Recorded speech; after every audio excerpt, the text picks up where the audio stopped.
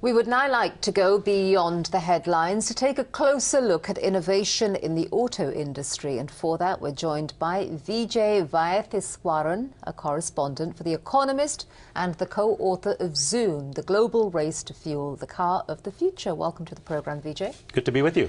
So is it fair to say that the auto industry is in the midst of a revolution then? One has to be careful forecasting revolutions when it comes to old line industries like cars and energy.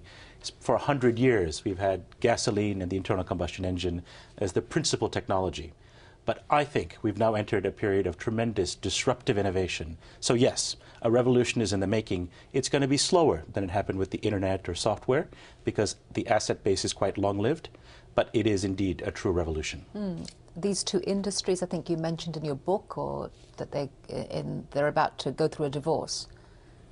Absolutely. 100 years ago, there were more motor cars powered by electricity on the streets of London and New York than gasoline. And there were many other competitors for oil.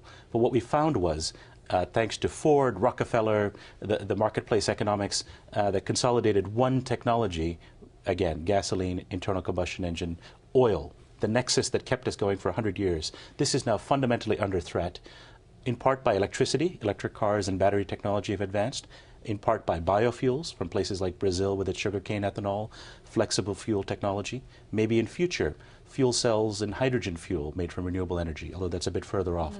The next century of transport will look very different than the first century of modern transport. Right, let's talk a little bit about who's taking the lead in innovation. I mean, if you look at Detroit, industry there is in decline, and if you look at Japan, also shows that the auto industry there can stumble. What are the other countries that are experimenting with innovation right now? What's really fascinating is the classic poles of innovation in autos, Detroit being most famous, Japan and Toyota more recently, are under assault.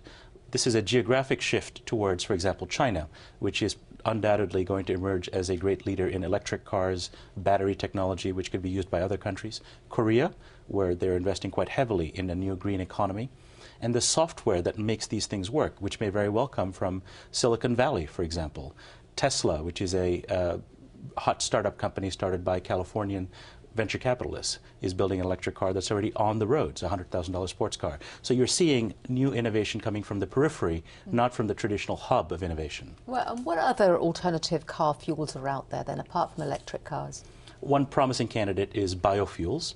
The best example is sugarcane ethanol made in Brazil, where almost every car sold in Brazil now is capable of running on either ethanol, which is environmentally friendly, the way it's made in Brazil, not the terrible stuff Americans use made from corn or maize, which is environmentally bad, has a very high energy profile, but the green stuff in Brazil is a very good alternative.